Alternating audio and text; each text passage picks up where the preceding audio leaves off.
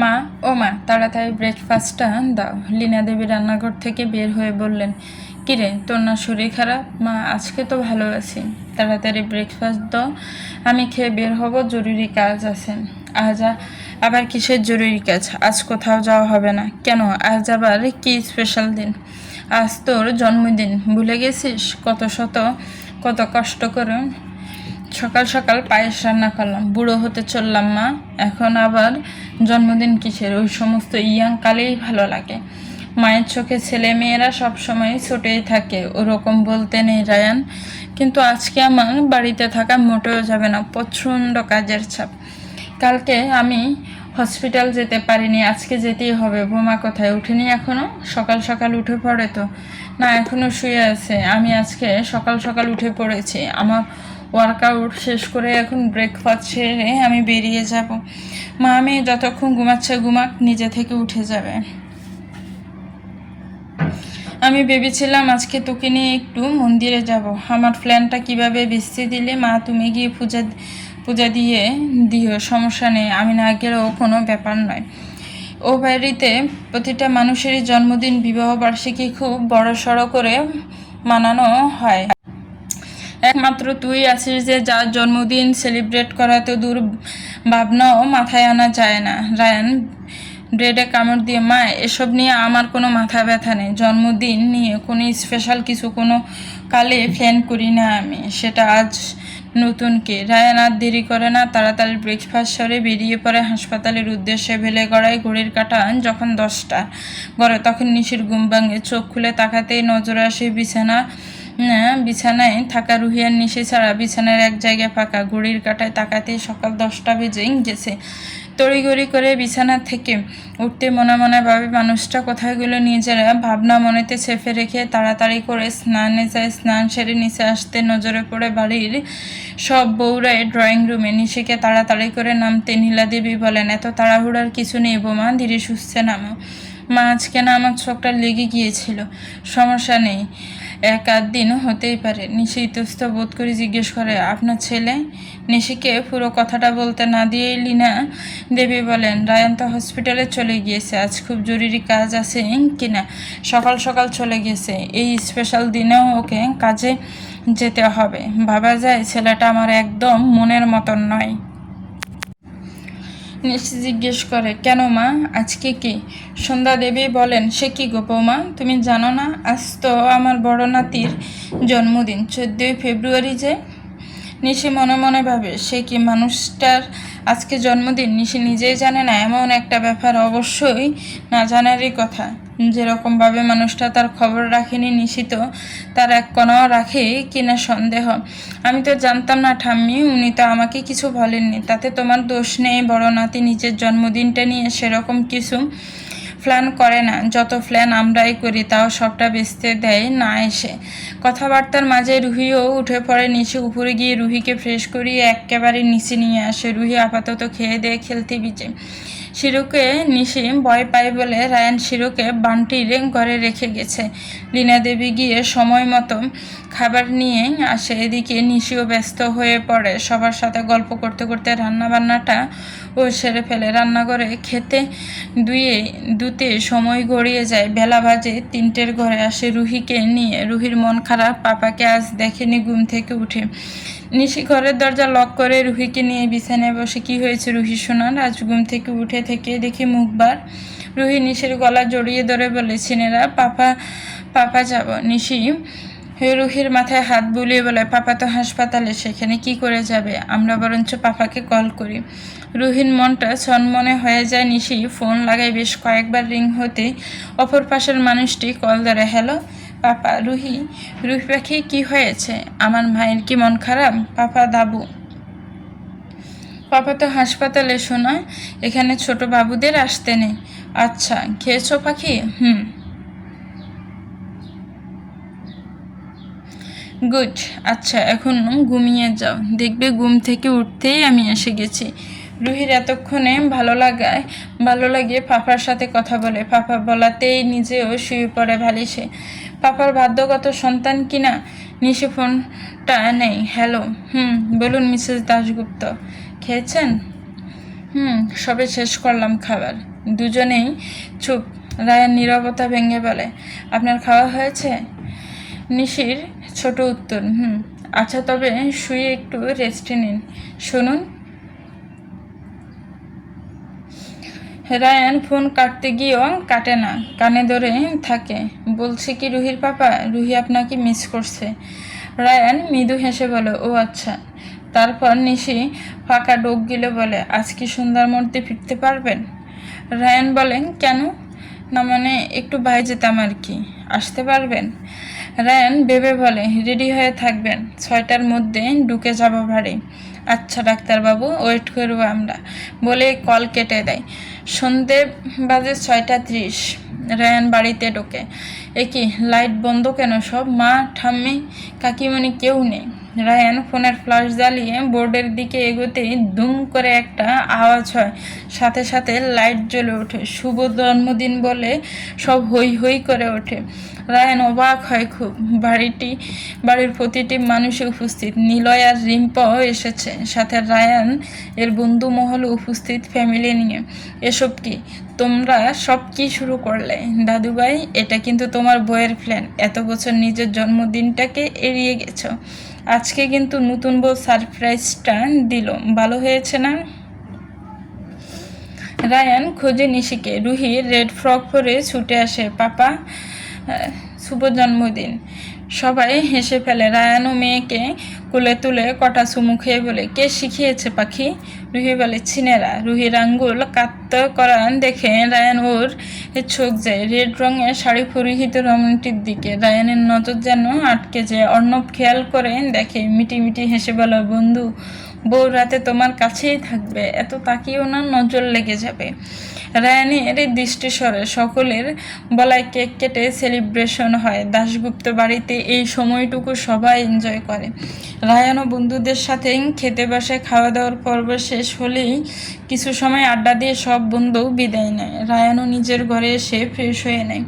রুহি নিজের ফিফিনকে পেয়ে খুব খুশি। নিলয়ও চলে গেছে বাড়ি। রুহিও জেদ ধরে আজ ফিফিনের সাথেই ঘুমাবে। রুহি, তুমি তোমার পাপাকে ছাড়া তো ঘুমাতে পারো না, চলো ঘরে, পরে কান্না করবে। রিম্পা বলে, থাক না বৌমনি, আজকে আমার কাছে থাক। নিশি জোর করে আর নিতে পারে না। নিচের সব কাজ বাজ সেরে উপরে ওঠে। ঘরে প্রবেশ করতে দেখে রায়ান বিছানায় শরীর উলিয়ে দিয়ে আছে। নিশি আলমারি থেকে নিজের জামা বার করতে করতে বলে, রুহি আজ এ ঘরে আসছে না, জেদ ধরেছে ফিফিনের সাথে ঘুমাবে। রায়ান কিছু বলে না, চুপ থাকে। নিশি ভাবে হয়তো ঘুমাচ্ছে, তাই আর কিছু না ভেবে ফ্রেশ হয়ে আসে। যা গরম! এসির রিমোটটা হাতে নেয়, পাওয়ারটা একটু কমিয়ে লাইট নিভিয়ে শুয়ে পড়ে। বেশ কিছুটা সময় যাওয়ার পর রায়ান বলে, ধন্যবাদ। নিশি চোখ বন্ধ রেখেই বলে, কিসের জন্য? আজকে সারপ্রাইজ দেওয়ার জন্য। আমি নিজের জন্মদিন কখনো এতটা স্পেশাল করিনি, এবার থেকে করবেন। রুহির পাপা, আপনি সবার জন্য ভাবেন, নিজের জন্য কেন ভাবেন না বলুন তো? নিজের জন্য ভাবতে বলছেন তবে? অবশ্যই নিজেকে নিয়েও আপনাকে ভাবতে হবে। রায়ান এক লাফে উঠে বসে, টেবিল ল্যাম্প জ্বালিয়ে দেয়। নিশি চোখ খুলে নিজেও উঠে বসে। রায়ান বিনা দ্বিধায় বলে, আপনি যখন বললেন নিজেকে নিয়ে চিন্তা করতে, তাই আমি ভেবে দেখলাম, মিসেস দাশগুপ্ত, আজকে আমার জন্মদিন, স্পেশাল হবার দরকার। তাই আমি আমার বউয়ের কাছ থেকে জন্মদিনের কিছু চাই, আর সেই গিফট হবে আমার নিজের পছন্দ মতো। নিশি কিছুটা অবাক হয়, তুলে এগিয়ে বলে, কি গিফট, কি চাই? যদি বলি আপনাকে? নিশির চোখগুলো বড় বড় হতে রায়ান বলে, আপাতত একটা কিট চাই, যেটা আপনি নিজে থেকে আমাকে দেবেন এখন এই মুহূর্তে। নিশি কিছুটা অবাক হলেও নিজেকে স্বাভাবিক করে এগিয়ে যায় রায়ানের মুখোমুখি। রায়ান কিছু বুঝে ওঠার আগে রায়ানের ঠোঁটে হালকা করে নিজের ঠোঁট স্পর্শ করেই সরে আসে। রায়ানের শরীরে এক অদ্ভুত শিহরণ বয়। নিশিকে সরে যেতে দেখে নিজেই কিছুটা এগিয়ে যায়। নিশির কোমরে নিজের এক হাত রেখে টেনে আনে নিজের কাছে। নিশির চোখ বন্ধ, মুখে কোনো কথা নেই, সারা শরীর কাঁপছে। রায়ান বাঁকা হেসে বলে, শেষ পর্যন্ত ধরা দিলেন তবে? রায়ানের কথা শুনে নিশি চোখ খুলতে রায়ান নিজের থেকে এগিয়ে যায় নিশির দিকে। নিশি কাঁপতে থাকা ঠোঁট জোড়া চেপে ধরে। রায়ানের হাত অবাধ্য হতে শুরু করে। নিশিও সঁপে দেয় নিজেকে। একটা দীর্ঘ চুম্বন এঁকে রায়ান ছাড়ে, সরে আসে না। নিশির গাড়ে মুখ গুজে শ্বাস টানে। তবে কি ধরে নেবে এটাই আমাদের ভার্ডিক্ট? আমার ভার্ডিক্ট। নিশি কিছু বলে না, তবে রায়ানকে আঁকড়ে ধরে নিজের দু হাতে। সময় যায়, দুজন দুজনকে জড়িয়ে ধরে রয় কিছুটা সময়। মেয়ে আই নিশি কিছু বলে না, শুধু মাথা তুলে রায়ানের দিকে তাকিয়ে বলে, শুভ জন্মদিন রুহির পাপা। আমার অন্ধকার জীবনে আলো আনার জন্য ধন্যবাদ। আজ থেকে নিজেকে আপনার নামে পুরোপুরিভাবেই লিখে দিলাম। রায়ান চোখে হাসে। রায়ান নিজের কণ্ঠর হালায় নিজের শরীর থেকে আঁচল সরতে দরজায় ঠোকা দেওয়ার আওয়াজ হয়। বাইরে থেকে রুহির কান্নার শব্দ শোনা যায়। সকাল বাজে 8টা। দাশগুপ্ত বাড়িতে সবাই মোটামুটি উঠে গেছে ঘুম থেকে। রিহুয়ে উঠে গেছে। নিশির সাথে নিশে এসেছে। কি গো বৌমনি, দাদাভাইয়ের মান অভিমান কমলো? নিশির হাসি খুশি মুখটা চুপসে যায়। ননদের দিকে তাকিয়ে বলে, না গো, কী যে হয়েছে কথা বলা তো দূর, মনে মনে বলে তাকায়ও না। সন্ধ্যা দেবী মুখের সামনে থেকে খবরের কাগজটা সরিয়ে বলে, কি বউ হলে, আমার নাতির অভিমান ভাঙতে পারলে না এখনো? কথাটা বলে সন্ধ্যা দেবী মুচকি হাসে। না তো বউ, শোনো, পরে পরে একা আমার ঘরে এসো, কিছু কথা আছে। নিশি মাথা নাড়িয়ে বলে, আচ্ছা। লীনা দেবী আর রান্নাঘরে দাঁড়াতে দেয় না। নিশির হাতে প্লেট ধরিয়ে বলে, যাও ও রায়ানকে খাবারের প্লেটটা দিয়ে এসো। এই রিম্পা, তুই রুহিকে খাইয়ে দে। রিম্পা রুহিকে খাওয়াতে বসলে নিশি খাবারের প্লেট নিয়ে উপরে উঠে যায়। রুমে এসে দেখে ডাক্তার সাহেব রেডি হচ্ছে। নিশির মুখ ভার হয়ে যায়। আজ প্রায় 1 সপ্তাহ হয়ে গেছে রায়ান কোনো কথা বলে না নিশির সাথে। নিশির খুব খারাপ লাগে। নিশি জেসে কথা বলতে গেলেও মুখ ঘুরিয়ে নেয় রায়ান। নিশির মনে শত শত অভিযোগ থাকলেও তা মুখে প্রকাশ করে না। তবুও নিজের মনের কথা মনে চেপে রেখে স্বামীর মুখের সামনে খাবারের প্লেট ধরে। রায়ান ব্রু কুচকে কিছু সময় দেখে নিজের কাজে মন দেয়। নিশি আর থাকতে না পেরে বলে, রাগটা আমার উপর দেখানো মোটো ঠিক হলো না ডাক্তার সাহেব। রায়ানের মুখে কোনো কথা নেই। নিজের জামা কাপড় পরতে বিজি। কথা তো বলুন, দোষটা কি আমার? রেডি হয়ে চুল ঠিক করে ফোন, মানি ব্যাগ সব নিয়ে ঘর থেকে বেরিয়ে যায় রায়ান। নিশি রাগে গজগজ করতে থাকে। না কুচু লোক, একটা কথা বলতেও পারেন না। দোষটা কি আমার ছিল? রাতে কি আমি রুহিকে ডেকে এনেছিলাম? দোষ করলো মেয়ে আর রাগ দেখাচ্ছে আমায়। রায়ান বেরিয়ে গিয়েও আবার ফিরে আসে করে। কোনো কথা না বলে নিচের হাতের প্লেট থেকে একটা বাটার লাগানো ব্রেড নিয়ে নিজের মুখের সামনে ধরে। নিশি আর কিছু বলে না, মুখ বাঁকিয়ে সরে যায়। রায়ান ব্রেডটা শেষ করে জুস খায় দিয়ে বেরিয়ে যায়। রায়ান বার হতে নিশি প্লেটের অবশিষ্ট ব্রেডটা খেতে থাকে। একটা কামড় দিয়ে মনে মনে একাই বলতে থাকে, একবার আপনাকে ভাগে পাই, তারপর দেখাবো আমি নিশি কি জিনিস।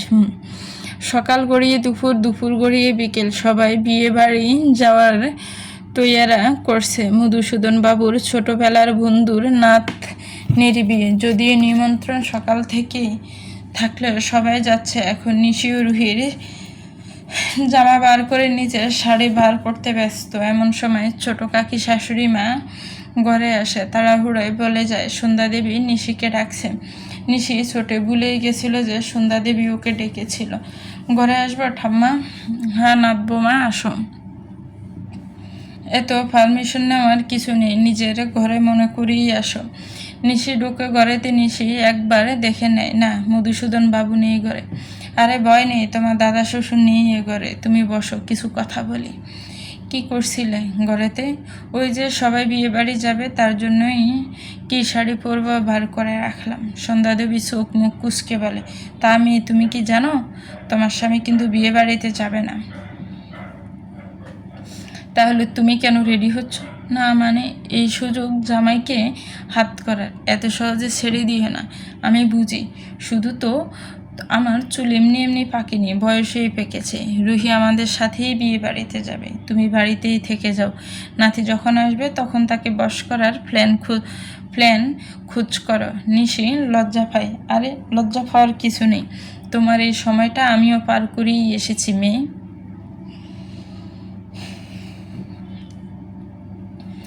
নিশিকে কিছু বলতে না দেখে সন্ধ্যা দেবী মৃদু হেসে বলে, জামাই রেগে আছে নাকি অভিমান? সব তো তোমায় ভাঙাতে হবে নাতবউ। আমারও এতগুলো বাচ্চা, সেগুলোকে নিয়েও একটা সময় আমিও পার করেছি, তাই সবই বুঝি। লজ্জা পেতে হবে না, রুহিকে রেডি করে আমাদের সাথে পাঠাও। আর তুমি দেখো কি করে মান অভিমান শেষ করবে। কিন্তু কোনো কিন্তু নাই, আমি বললাম তো রুহির দায়িত্ব আমার, আমি দেখে রাখবো। নিশি মাথা নেড়ে চলে যায়। বেশ কিছু সময় পর বাড়ির মেয়ে বউদের নিয়ে বিয়ে বাড়ির পথে রওনা হয় সব। রুহি প্রথমে সিনেরাকে ছাড়া যেতে না চাইলে পরে সন্ধ্যা দেবী বুঝিয়ে নিয়ে যান নিজের সাথে। বাড়ি ফাঁকা হতেই নিশি আসে নিজের রুমে। আলমারি খুঁজে রেড শিফনের শাড়ি শরীরে মোড়ায়, সুন্দর করে সাজায়। না আজ আর চুল বাঁধে না, খোলায় রাখে। আয়নায় নিজেকে দেখে নিয়ে মনে মনে নিজ প্রশংসায় পঞ্চমুখ হয়। নিচ থেকে গাড়ির শব্দ আসে, ছুটে গিয়ে ব্যালকনিতে দাঁড়ায়। হ্যাঁ, ঠিক প্রেমিক স্বামীটি এসেছে। ঘরের লাইট বন্ধ করে ব্যালকনিতে গিয়ে দাঁড়ায়। বাড়ির এক্সট্রা চাবি থাকায় চুপচাপ গেট খুলে বাড়িতে প্রবেশ করে। বাড়ি ফাঁকা। রায়ান জানে সবাই বিয়ে বাড়ি, তাই ক্লান্ত শরীর নিয়ে নিচে এনে ঘরে আসে। না, কেউ নেই। এদিক ওদিক স্বভাববশত তাকিয়ে টাওয়াল নিয়ে ওয়াশরুমে ঢুকে যায়। বেশ কিছু সময় পর ফ্রেশ হয়ে এসে কোনো রকমে ট্রাউজার পরে ব্যালকনিতে যায় টাওয়াল মেলতে। রায়ান ব্যালকনির সামনে অবাক হয়ে দাঁড়িয়ে আছে দেখে নিশি বিরক্ত নিয়ে নিজে রায়ানের হাত থেকে টাওয়াল নিয়ে মেলে দেয়। রায়ানের সব ফিরতে ব্রু কুচকে ঘরে আসো, কোনো দিকে না তাকিয়ে বেডে বসে ঘুমানোর প্রস্তুতি নেই। নিশি টাওয়াল মেলে নিজেও পিছু আসে। রায়ানকে এতটা রাগ করতে দেখে নিজের মেজাজ হারায়। বোকা নিশি নিজের রাগের বসে এগিয়ে এসে রায়ানের মুখোমুখি বসে।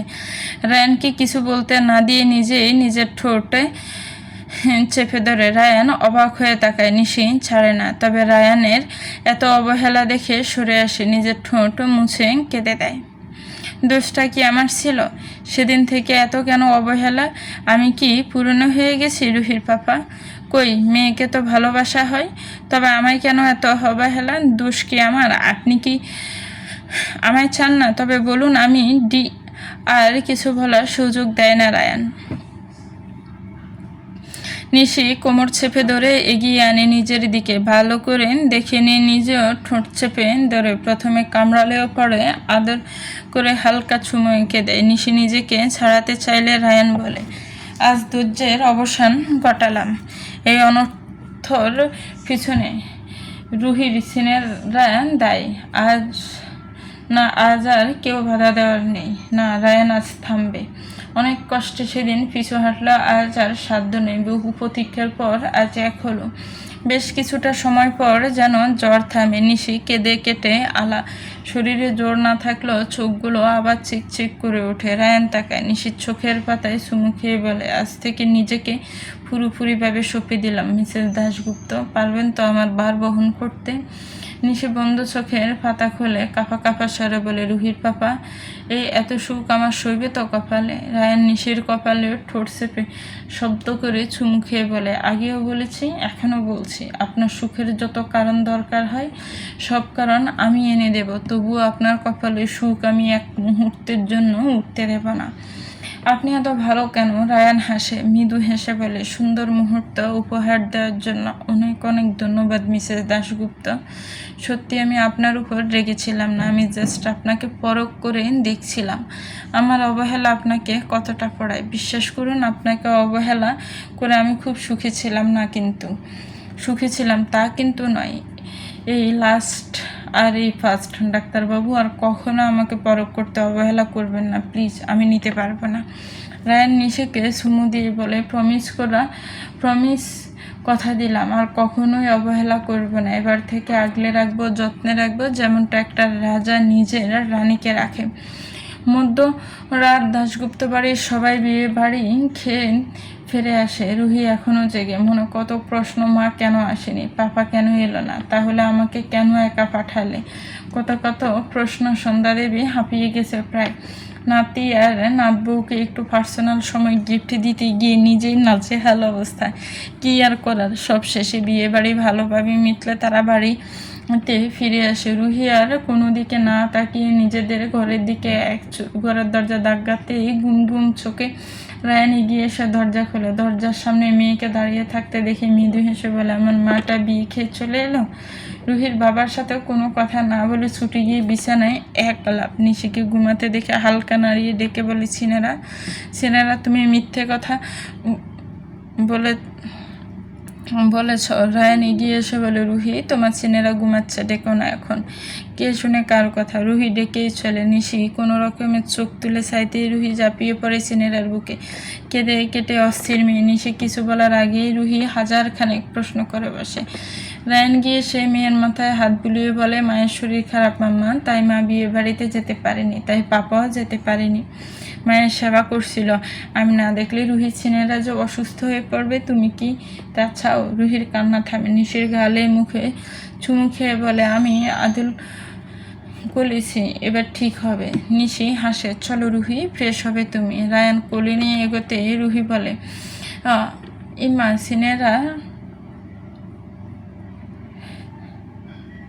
ইমা সিনেরা পড়েছে পাপার শার্ট। রুহির কথায় নিশি নিজের দিকে চাইতে চাদর দিয়ে নিজেকে আড়াল করে। রায়ান মৃদু হেসে বলে, রুহি তোমার সিনেরা আমার শার্ট পরতে খুব ইচ্ছে করছিল, তাই আমি নিজে হাতে পরিয়ে দিয়েছি। যেরকম আমি তোমাকে রেডি করে দিই ঠিক সেই রকম। রায়ানের কথা বলাতে নিশির লজ্জায় মুড়ি মুড়ি অবস্থা। কোনো দিকে না তাকিয়ে পাশে থাকা ফিলোটা নিয়ে ডিল দেয় রায়ানের দিকে। নির্লজ্জ পুরুষ মানুষ, মুখে কি কিছুই আটকায় না? কথাটা শেষ করে চাদরে নিজেকে মুড়িয়ে শুয়ে পড়ে নিশি। অতনুর কেবল এক বুক আফসোস। আহা, কত শখ করে বিয়ে করেছিল, বউ নিয়ে এসেছিল নিশির বদলে। আর সেই বিয়ে করা বউ দিলে মুখে চুনকালি লেপটে। সারা ফাড়া জুড়ে হই হই পড়েছে, অতনু দ্বিতীয় বউ পালিয়েছে। মধ্যরাতে বাড়ির দরজা খুলে বেঁকে গেছে অতনু। সমান তালে ফোন করেও পায়নি যোগাযোগ করতে। লজ্জায় নিজের মাথা নিজেই দেওয়ালে মারতে ইচ্ছে করছে। কিছু সময় আগে শুনল নিজের প্রাণপ্রিয় বন্ধুর সাথে নিজের বউয়ের প্রেমের সম্পর্ক ছিল। বহুদিন ধরেই নাকি সেই সম্পর্ক ছিল। অতনুর আজ মুখ লুকানোর জায়গা নেই। লজ্জায় নিজের উপরেই ধিক্কার আসছে। আজ আফসোস হচ্ছে ভিতর ভিতর, কেন ওই তুচ্ছ কারণে নিশিকে ছেড়ে দিল? কেন নিশির হাত আগলে রাখতে পারলো না? ডাক্তারবাবু সময় দেখেছেন, উঠুন জলদি। রুহি তোমার পাপাকে ডাকো ফার্স্ট। পাপা উঠো, সিনেরা কিন্তু খুব রেগে গেছে। রুহির ডাকে রায়ান উঠে ঘুম থেকে। চোখ ডোলে বলে, আজকে ছুটির দিন, আমার এত ডাকাডাকি কেন? আজ ও বাড়ি যেতে হবে। ভুলে গেছেন আপনার বোনের স্বাদের অনুষ্ঠান?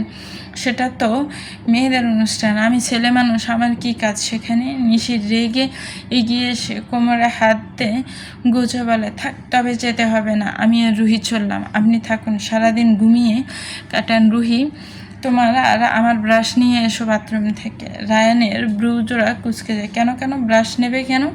ওহো পাপা, আমি আর মামা থাকবো তো। পিপিন বাড়ি, থুক্কু মামা বাড়িতে। রায়ান বিছানা থেকে এক লাফে ওঠে। থাকবে বানি? নো থাকা থাকি। রুহির দাঁড়াও, ব্রাশ দুটো। রুহি হাত বাড়াতে রায়ান হাত থেকে নিয়ে নেয়।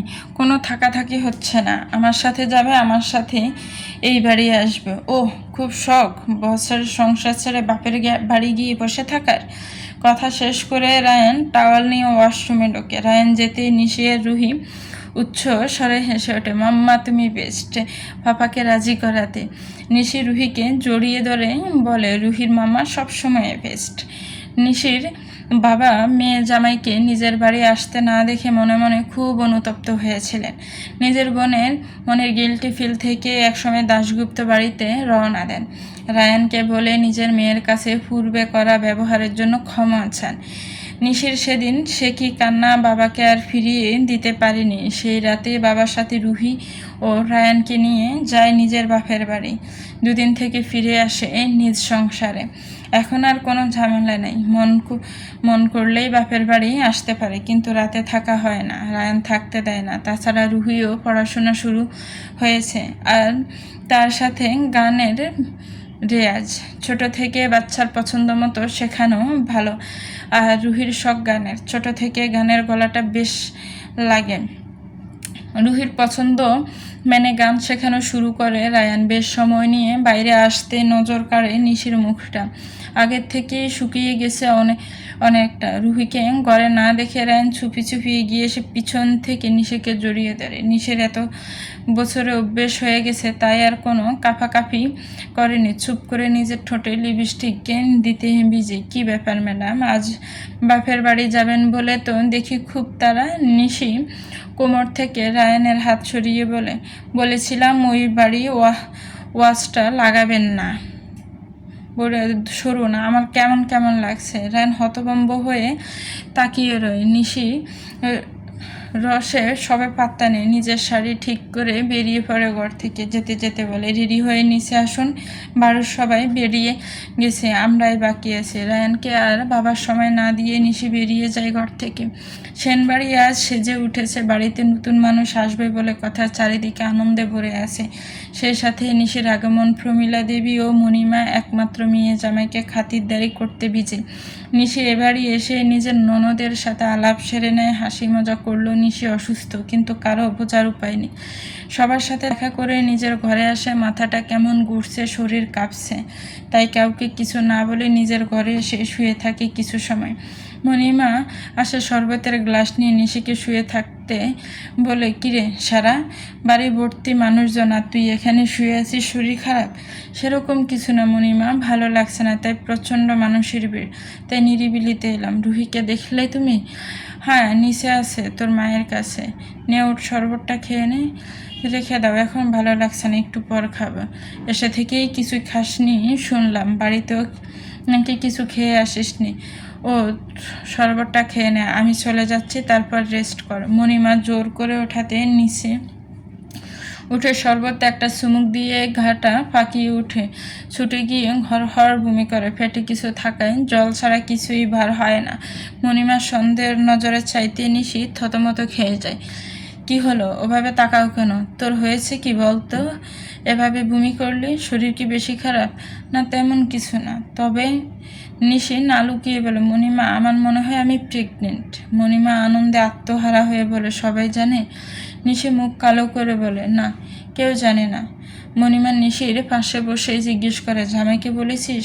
নিশি মাথা নেড়ে বলে, না।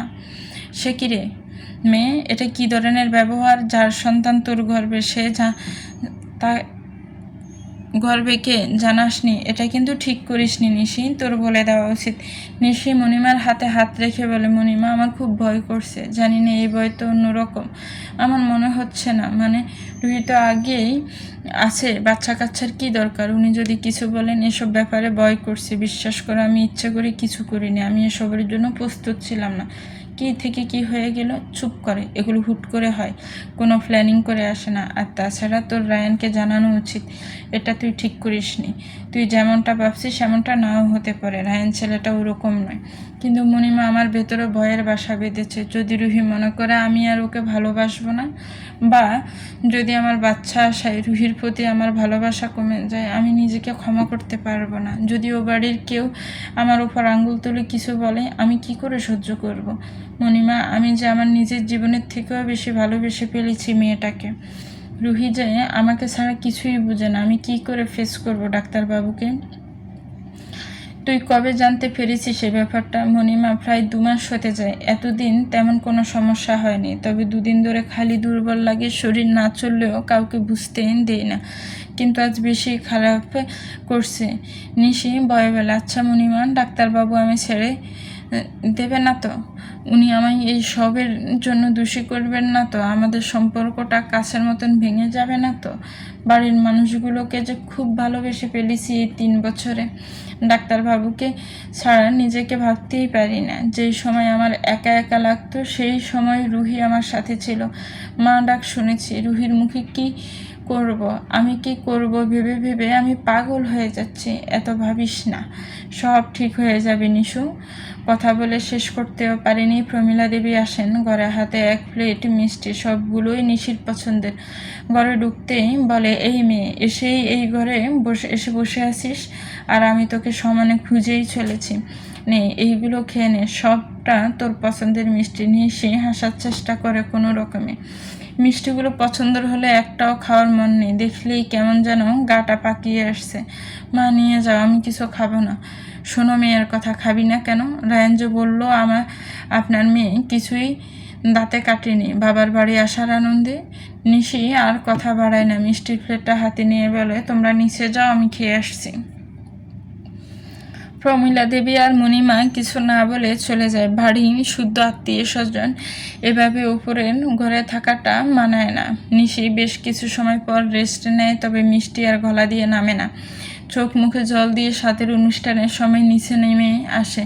সাত দেওয়া শেষ হলে রিম্পাকে ঘরে পাঠিয়ে এক এক করে নিমন্ত্রিতদের খেতে বসানো হয়। বাড়ি ফাঁকা হলে নিশির শ্বশুর ও বাপের বাড়ির মানুষজন একসাথে খেসে বসে। বাইরের গার্ডেনে বড় করে প্যান্ডেল, বেশ ফাঁপাই খেতে বসে সব। নিশির খেতে ইচ্ছে না করায় আবার নিজের ঘরের দিকে পা বাড়াতে সিঁড়িতে মাথা নুয়ে পড়ে যায়। ড্রয়িং রুম ফাঁকা থাকায় তেমন কারো নজরে পড়ে না। রায়ান ওদিক ওদিক প্যান্ডেল দেখেও নিশিকে না দেখে তেপে বাড়ির ভিতর আসে। ড্রয়িং রুমের ফাঁকা দেখে সিঁড়ির দিকে এগোতে পা থেমে যায় রায়ানের। চলবে তো ভিউয়ার্স, গল্পটার এই পর্ব কেমন লেগেছে একটু কমেন্টস করে জানাবেন। গল্পটা ভালো লাগলে একটি লাইক কমেন্টস করবেন। আমার চ্যানেলের সাথে থাকবেন, ভালো থাকবেন, সুস্থ থাকবেন। আল্লাহ হাফেজ। আসসালামু আলাইকুম ওয়া রাহমাতুল্লাহ।